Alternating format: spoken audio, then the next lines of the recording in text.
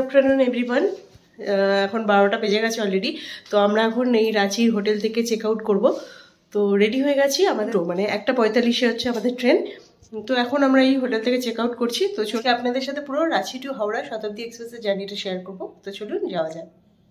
তো ফাইনালি আমরা রাঁচি স্টেশনে চলে এসেছি আর আমাদের ট্রেনও দিয়ে দিয়েছে। আমাদের ট্রেনের টাইমিং হচ্ছে 1:45 আর আমরা হাওড়াতে গিয়ে পৌঁছাবো হচ্ছে রাত্রি 9:30। তো এটাই হচ্ছে রাইট টাইম। আর রাঁচি থেকে ট্রেনটা একদম রাইট টাইমেই ছাড়লো। তারপরে এখানে ট্রেন ছাড়ার সাথে সাথে এখানে চলে এলো হচ্ছে জল আর হচ্ছে সফট ড্রিঙ্কস। তো এখন এই ট্রেন ছেড়ে দিল, রাঁচি থেকে আমরা স্টার্ট করলাম আর হাওড়াতে গিয়ে পৌঁছাবে 9:30 আগেই বললাম। আর মাঝে কয়েকটা স্টেশনে দাঁড়াবে, তো বেশিক্ষণ ডিউরেশন নেই, 2 মিনিট 1 মিনিট যেরমভাবে দাঁড়াচ্ছে। তো ফেরার যেদিনকে আমরা রাঁচিতে আসি সেদিনকে আমরা বন্দে ভারতে আসি আর সেই রুটটা আলাদা ছিল। আর শতাব্দীতে এখন ফিরছি আর এই রুটটা সম্পূর্ণ আলাদা। আর যেতে যেতে এখন দেখতেও পাচ্ছি চারদিকটা খুবই সুন্দর লাগছে। এই রাঁচি টু হাওড়া যেতে গেলে এই রাস্তাটা খুবই সুন্দর পড়ছে, কারণ আসার দিন আমরা দেখতে পাইনি, রাত্রিবেলা ট্রেন ছিল বলে। তো এর মধ্যে আমাদের চলে এলো হচ্ছে টি টাইম। তো টি টাইমে এখানে আমাদের দিয়ে দিয়েছে একটা কাপ দিয়েছে আর এখানে রয়েছে রোস্টেড আলমন্ডস আর টি কিট রয়েছে। আর টি কিটের মধ্যে রয়েছে টি ব্যাগ আর সুগার আর এছাড়া মিল্ক পাউডার রয়েছে। আর এছাড়াও হচ্ছে এখানে স্যান্ডউইচ ছিল আর একটা হচ্ছে খাস্তা কচুরি ছিল। আমরা ধানবাদ স্টেশনে এসে পৌঁছালাম। এখানে কিছুক্ষণ দাঁড়াবে, তারপর আবার ট্রেন ছাড়বে। বিফোর টাইমেই আমরা আছি।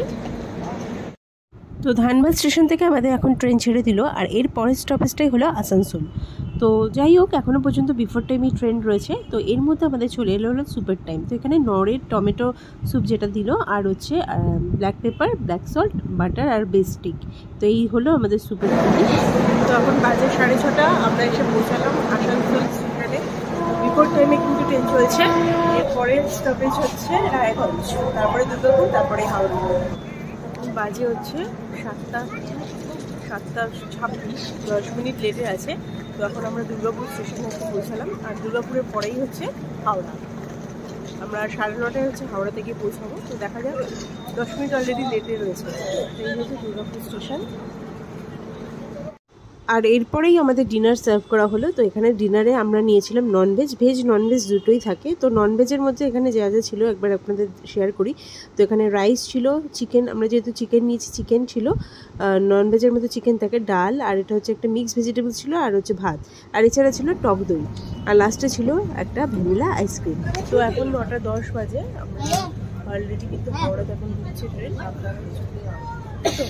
হাওড়াতে ট্রেন ঢুকছে, তবে এখনো ঢুকতে টাইম লাগবে, সিগন্যাল পাওয়ার ব্যাপার আছে। তো মোটামুটি হাওড়ার কাছে চলে এসেছি। তো আমাদের বিফোর টাইমে কিন্তু আমরা ঢুকে পড়লাম। 9:10 বাজে, 9:30 ঢুকে।